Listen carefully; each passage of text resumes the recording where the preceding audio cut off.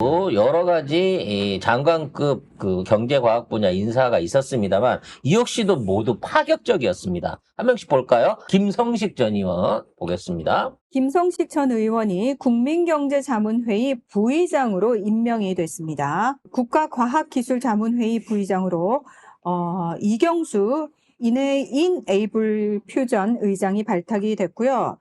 자, 차관급으로는 농림축산식품부 차관의 김종구 전 식량정책실장, 그리고 국토교통부 제2차관의 홍지선 남양주시 부시장이 각각 임명이 됐습니다. 그리고 대통령 특보에는 정무특보에 조정식 의원, 정책특보에 이한주 경제인문사회연구원 이사장이 임명이 됐습니다. 한 명씩 보겠습니다. 국민경제자문회의는 이게 이제 바로 대통령 직속의 자문기관이긴 한데 여기서 결정되는 어떤 내용들이 실제로 민생 경제를 비롯한 뭐 각종 복지 혜택을 비롯한 이재명 정부가 하려고 하는 주요 안건들을 심의하고 만들어내는 핵심적인 브레인 역할을 하는 사람인데 이 사람 역시도 중도 보수, 물론 국진당 소속은 아니기 때문에 옛날에 저기 예. 안철수 쪽이었잖아요.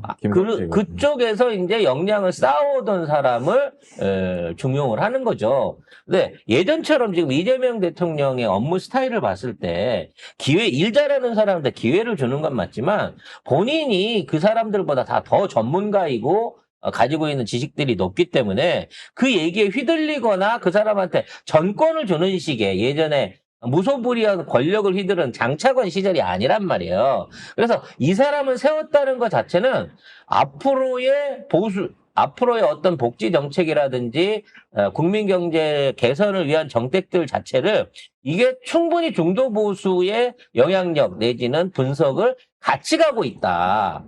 너무나 진보적인 상황으로 또는 너무나 급진적인 상황으로 가지 않는다라고 하는 신호를 주는 거예요. 이 사람이 있다는 것만으로도 최소한 이 정부가 사회주의나 공산주의 쪽으로 가고 있다라고 하는 쟤네들의 비난을 충분히 억누를 수 있는 사람을 이 자리에 세운 거죠. 근데 이 사람은 국진당 소속이 아니라 제명도 할 수 없고 비난도 할 수 없어요. 결과적으로 저 자리에서 적절한 그 보수 세력들의 포퓰리즘 비난을 막아내면서 여러 가지 정책들을 합리적으로 추진할 수 있는 그러한 유용한 인사가 아닐까라는 생각이 들고요. 그다음에 국가과학기술자문회의 부의장에 이분 나 이름은 몰랐어요. 이경수 씨가 누군지. 근데 몇 번 걸쳐서 제가 방송에서 설명드린 게 이재명 대통령이 자꾸 핵융합 얘기를 한다. 원자력 발전에 투자 안 하고 핵융합에다 투자한다는 얘기를 한다. 이와 관련돼서 우리가 모르는 굉장히 중요한 프로젝트가 진행 중에 있는 것 같다라고 생각을 했는데 아니나 다를까 핵융합 전문가를 과학기술자문회의 의장으로 세운 거예요. 그러니까 부의장. 여기 이 위치에 서게 되면 앞으로 예산이라든지 또는 이 사업에 대한 투자 내지는 대표성을 가질 수 있는 인물을 핵융합이라고 하는 데서 끌어왔다는 거죠. 이 얘기는 현재 대한민국이 핵융합 부분에 있어서 이거 국가 기밀이긴 한데 이 세계 2위를 현재 달성하고 있거든요. 그러니까 만도가 넘는 엄청난 열들을 얼마 동안 유지시킬 수 있느냐가 이 기술의 핵심인데 우리나라 기술력으로 1분을 넘기는 기술을 확보했다라는 이미 얘기가 발표가 나오고 있습니다. 이게 세계적으로 중국은 중국이 제일 자기들이 길게 했다고 하는데 중국은 실증해서 보여준 게 없는데 우리는 이걸 실증해서 보여줄 수 있는 실험을 이미 마쳤고 이로 인해서 실용 핵융합로가 가동이 되고 있다라는 얘기들이 나오고 있어요. 준비를 하고 있다고 합니다. 실험실에서 그치지 않고 파일럿 생산을 할 수 있는.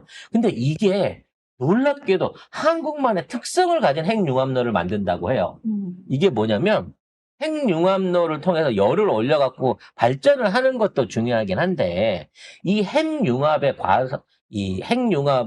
발전 과정 중에 무한대의 그린 수소, 즉 그 전기 분해를 통하지 않고 이 핵융합 과정에서 생기는 부산 열을 가지고 이거를 이거를 물과 접촉시켜가지고 무한대의 그린 수소를 만들어낼 수 있는 이중의 방향으로 핵융합로를 추진하고 있다는 거예요.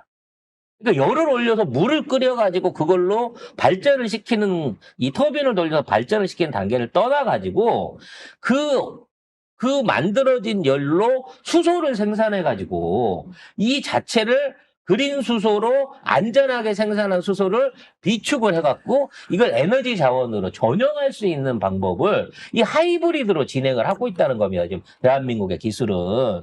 그러니까 얘는 발전도 하면서 수소도 만들어내고 이걸 통해 갖고 이중으로 에너지 효율을 높일 수 있게 되는 거고 이게 본격적인 양산이 시작되면 사실상 우리는 화석 에너지에 의한 원자력 발전이 됐든 뭐 나머지 가스 발전 이런 것들이 필요가 없어지게 된다는 거예요.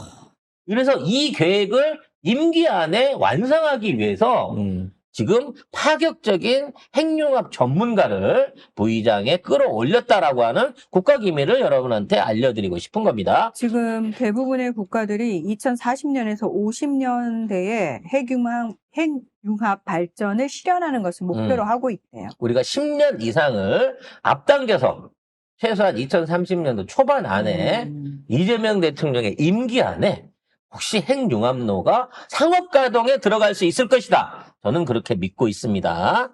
그다음에 뭐 농림식품부 차관 그 식량정책실장 뭐 이거는 크게 논평할 바는 없고요. 국토교통부 이 차관에 들어가 있는 이 홍지선 남양주 부시장이 네. 이분이 또 대단하신 분입니다. 경기도 지역 전체의 도로라든지 그다음에 그 운행 그리고 이에 대한 비용, 원가 절감 이런 부분에 있어서 대한민국 최고 전문가 중에 하나거든요. 그러니까 대한민국 최고 도로 전문가예요, 이분이. 이분이 합류했다고 하는 거는 일단 기존에 있는 도로 계획 공사라든지 운영에 대한 부분에 재점검도 있겠지만 아마도 양평 고속도로 관련한 조사 내지는 그와 관련된 문제를 파내는 데 있어서 앞으로 기대를 해볼 수 있는 인사라고 저는 봐집니다. 이분이 혹시 이재명 대통령께서 경기도지사 할 때 같이 혹시 일을 하셨던 맞습니다. 그분이죠? 그렇기 때문에 이분의 전문성을 너무 잘 알고 계셨는데 이 사람이 국토부로 옮겨올 수 있게 되면서 아마 대한민국 도로에 대한 전체적인 운영과 지도가 한번 바뀔 것이다 라는 생각이 들고요. 조만간 도로공사에 태풍이 떨어지게 될 것으로 보여집니다. 지금 우리나라도요. 밀리는 도로만 밀리고 비어있는 도로들 너무 많거든요. 유료, 무료를 떠나가지고 애초부터 상업성이 없는 걸 갖다가 보고서를 조작해가지고 만들어놓은 도로들 또 이런 도로들의 특징이 대부분 이 외자나 민자를 유치해가지고 안 쓰는데 국가가 돈을 보조해주면서 계속. 유지되고 있는 맞아요. 이런 유료 도로들이 전국에 많습니다. 이에 대한 전체적인 점검과 개선 그리고 도로를 매입을 하든지 아니면 뭐 관련된 지급 비용을 줄이든지 후속 조치들이 앞으로 일어나게 될 것으로 보여집니다. 그리고 정무특보에 조정식 의원이 들어갔습니다. 조정식 의원이 육선이십니다. 육선. 그러니까 사실은 이제 뭐 국회의장 한다 뭐 이런 얘기가 있었는데 그 논란에서 빼가지고 정무특보로 앉힌 거예요. 그 얘기는 뭐다? 우상호를 대체할 준비를 사실상 하고 있는 게 아닌가라는 생각이 듭니다. 아닌데? 우상호 못하게 하는 거잖아요. 정무수석이 어떻게. 그러니까 이게 이 국회의장 새끼를 어떡해. 조만간 이제 자른다고 우상호 자리로 간다는 아니, 거죠. 정무특보가 대통령에 있는 그 국가의 그 자리를 맡는 거잖아요. 그렇죠. 거기에 그러니까 우상호가 국회의장을 한다고? 더 아니, 못하게 국회의장을 못하게 하는 거지. 못하게 국회의장 출마를 못하게 붙잡아 놓고 있으면서 우상호를 견제하게 만드는 거야. 우상호. 아까 우원식이라고 했는데. 내가 언제 우원식이라고 했어? 우상호를 견제해갖고 헛소리를 못하게 만드는 효과를 내다가 우상호가 기어이 강원도지사를 가겠다고 하면 일단 관두고 경선이나 해봐라 라고 내보낸 다음에 그 자리를 자연스럽게 이어받게끔 조정식 의원에 대한 설득이 된 게 아닌가라는 생각이 듭니다. 안 그러면 육선 의원이 이거 받아들일 자리는 아니거든요, 사실은. 그래서 그런 이중의 교통 정리가 되는 거야. 차기에 국회의장 도전할 거를 한 명 줄이고, 줄이고. 그리고 우원식이 그만두거나 또는 안 그만두고 버텼을 때 우원식이 헛소리하는 거를 우상호를 아니 너 때문이야 이씨. 우상호에 대한 헛소리를 못하게 하는. 왜냐면 방지할 수 있는. 더 높은 사람이니까 더 윗선배니까 이걸 할 수 있게끔 조정식 의원을 이 자리에 끌고 온 게 아닌가 그런 생각이 듭니다. 아, 국회의장도 이렇게 교통정리를 하면서 동시에 그렇죠. 우상호 수석을 견제할 수 있는. 그렇죠. 그리고 그러니까 우상호가 하고 다니는 짓이 이재명 대통령 입장에서도 좀 마음에 안 들었다고 봐야 되겠죠. 당연히 마음. 그리고 뭐 이한주 정책특보는 이미 전택특보가 아니더라도 사실상 이재명 대통령 관련한 여러 정책에 조언을 하고 있는 사람으로 알려져 있거든요. 이분은 성남시장 때부터 같이 하시던 분. 그렇기 때문에 좀 더 열심히 일을 할 수 있게끔 자리 하나를 비워줬다라고 보면 될 것 같습니다. 이분은 그 이재명표 3대 무상복지, 요거 무상교복, 청년배당, 산후조리원 지원, 요게 이제 이한주 정책특보의 작품이라고 알려져 있습니다. 근데 또 중요한 게 이 모든 인사 출신들이 다 PK라는 겁니다.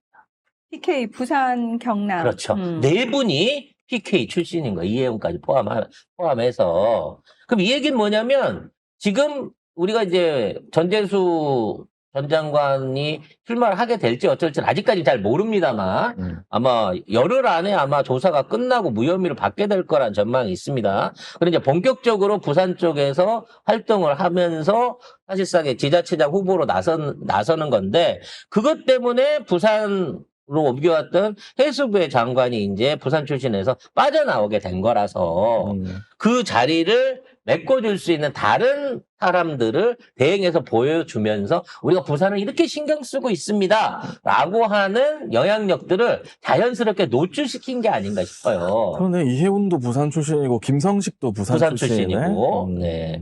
그렇기 때문에 지금 이 부산 출신 장관이 4명째 되는 겁니다. 이혜훈이 장관이 무사히 되게 된다 그러면 너무 많은 거 아니야? 왜 이렇게 부산만 편해? 전북도 4명이고 부산도 4명이고 뭐 이런 부분들이 지방에 대한 일종의 이제 홀대론을 정리할 수 있는 부분이 있는 거고요. 특히나 이제 앞으로 부산 지역 선거를 통해 부산시장을 탈환하자라고 하는 목표를 갖고 있는 그리고 실질적으로 단순히 지자체를 바꾸는 게 아니라 부산을 통해서 새로운 뭐 북구 항로 시대 내지는 부산의 제2의 도약을 준비하고 있는 이재명 정부로서는 그만큼 부산 주민들한테 어필할 수 있는 영향력이 좀 늘었다라고도 봐줄 수 있을 것 같습니다. 시장 가셨을 때 보니까 우리 대통령님 부산에서 엄청 인기 많으시더만. 네. 근데 뭐 인기는 많은데 표가 돌아오는지 저희도 현장에서 한번 겪어봤기 때문에 웃고 압수하고 돌아서지만 표는 엎드려서 절하는 놈 찍어줘 버리는 이런 게 있었기 때문에 마지막까지 이게 손을 놓으면 안 되겠죠. 이재명 대통령도 해수부 장관 후임도 가급적인 부산에서 인재를 구하겠다. 왜냐하면 해수부 자체가 부산에 갔기 때문에. 그러니까 이제 저가 보기에는 이제 나이가 좀 그래서 그런데 해사대학교 나오고 해외에서 공부도 하셨고 아주 그 전문적인 그 지식을 갖고 있는 젊은 인재가 한 분 계시거든요. 김현. 네, 그때, 김현 후보 그때 이제 떨어졌던. 그분 어디 지금 회수부에서 일하고 계실 텐데. 네, 아니 아닌데 이현인가? 이현이죠. 김현은 방통위원회 자연스럽게 넘어갈 뻔했어. 깜짝 놀랐네요. 근데 이제 아직 송정까지 닮아갔네. 큰일 났다. 왜냐면 이현 후보랑 같이 지난번 그 총선 때 출산하고 얼마 안 된 상황에서 비 맞아가면서 엄청 고생하셨죠. 그 아침 새벽 6시부터 그 지역 주민들 인사하고 다니던 기억이 나긴 하는데 같이 잠깐 얘기를 하면서 굉장히 똑똑하신 분이에요. 근데 그래서 저는 진짜로 그때도 언젠가는 우리나라 해수부 장관이 이 양반이 한번 해줬으면 좋겠다 싶은데 너무 젊은 거야. 부산진 을에 출마했던 그리고 이현 후보. 아직 경력이 일천하다 보니까 지금 장관급으로 갈 건 아니지만 이 해수부가 부산으로 옮겨간 이상 그 안에 실무관이나 차관 같은 데서 조금 더 좀 실력을 좀 쌓으셔가지고 지금 해수부 정책 보좌관으로 가 있어요. 지금 좀 더 이렇게 좀 크게 되면 차기에 아니면 차차기에는 반드시 해수부 장관 자리에 올라야 될 사람이 아닌가라고 저는 생각을 하고 있습니다. 아, 그리고 보면 진짜 일 잘하는 사람, 똑 부러지는 사람 되게 많은데, 네. 그러니까 이게 참, 지역 인재들 되게 많은데, 우리가 알지 못하는, 그래서 저는 좀 그런 역할도 송작가 TV가 해주고 싶어요. 그러니까 지역 인재인데 좀 알려내고 싶은. 예. 근데 우리만 알고 말잖아. 그게 너무 속상해요. 예. 그래서 28만밖에 안 되는 유튜브가 뭘 할 수 있겠냐라는 어떤 자조론도 있기는 합니다만 일단 이렇게 알리고 그 씨앗을 심는 것 자체도 좀 굉장히 의미가 있다고 생각을 합니다. 아유, 우리 그래도 지난번 총선 때 이렇게 부산 후보들 우리만큼 적극적으로 얘기한 데가 있었나? 근데 저희는 그 역할에 충실했고 우리가 할 수 있는 역할을 충분히 했다고 생각해요. 네. 이번 지자체 선거에서 혹시라도 지원할 수 있는 기회가 생긴다면 저는 또 부산을 내려갈 겁니다. 그 이외에 방통위, 요즘 방미통이라 그러더라고요. 바뀌었습니다. 미디어가 방미통으로. 들어와서 방미통이 그리고 진짜 금거북이 안 주고 할 수 있는 국가교육위원장 그리고 지방시대 위원장들 보직들도 PK 전부 쪽으로. 전부 다 지정이 됐는데 이분들 역시도 다 좀 PK 일색으로 선임을 한 부분들이 좀 있더라고요. 지금 뭐 그렇게 보면 약간 호남에 대한 역차별이 있지 않나 싶은 생각도 들긴 하는데 네. 일단 호남에는 우리 이 총리가 내려가갖고 계속 거기서 회의하고 발표하면서 앞으로 호남 시대를 열겠다. 호남이 앞으로 그린 에너지의 중심이 되고 이걸 통해 갖고 가장 살기 좋은 가장 소득이 높은 지역으로 변화를 시키겠다라고 하는 메시지들을 전달하고 있기 때문에 호남 분들은 다 이런 부분에 대해서 이해를 해주실 걸로 보여집니다. 아니야. 제대로 해줘. 응? 호남.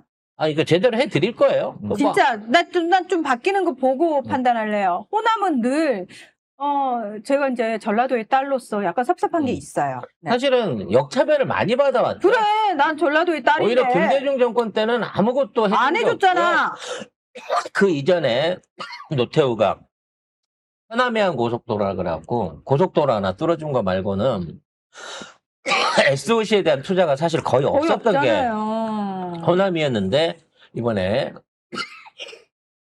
그래서 저는 그랬지? 이번 정부에서 그만하래요. 호남에 대해서 구체적으로 뭔가가 성과가 일단 나오면은 그때 좀 판단을 하도록 하겠습니다. 일단은 계속해서 호남은 상대적으로 진짜 홀대받은 게 맞다. 저는 그렇게 생각하고 그 부분이 확실하게 이번에 불식이 돼야 된다. 그래서 라고 강력히 요구합니다. 앞으로 호남이 그린 에너지의 중심 지역으로 풍력이나 해수 또는 태양열 관련된 그린 에너지의 중심 지역으로서 성장할 수 있는 기회를 지금 만들고 있고요. 그리고 호남의 청년들도 일자리가 많아졌으면 좋겠어요. 관련해서 이제 새로운 대기업이나 제조업 기업들을 유치하기 위한 준비를 하고 있는데, 가장 대표적인 데이터 센터는 이미 한 군데 확정적으로 갈 것 같고요. 그 이외에 전력이라든지 이런 쪽을 담당할 수 있는 그러한 그 핵심 회사들의 호남 쪽 진출도 지금 타진 중이라고 합니다. 너무 뻔한 업체들이니까 업체 이름은 말씀드리진 않겠는데 그와 관련된 투자를 효심이 깊은 기업이 지금 뭐지? 효심이 깊은 기업이 지금 준비를 하고 있다라고 하는 얘기를 듣고 있습니다. 조만간 확정적인 발표 있을 거고요.